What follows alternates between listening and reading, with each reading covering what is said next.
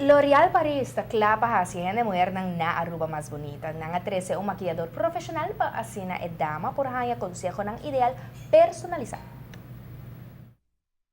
Well, I want to talk a little about the trends and tips about makeup. So I come here once a while and I want to show, so any doubts that you have, I want you to bring them to me. I want to show tips and tricks in 10 minutes, any questions you might have.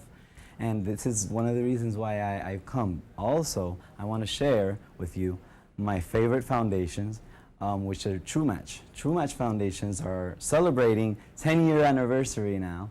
I want to try to go back to basics. I want to show people, what my opinion about makeup is.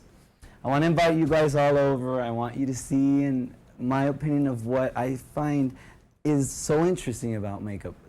We have 10 minutes, 5 minutes, whatever you have.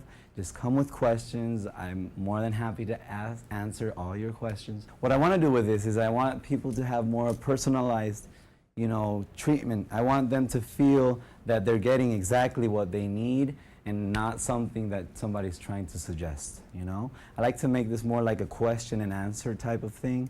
And I like the people to see the things on their skin. It's not the same as if I teach you. It's better if I show you,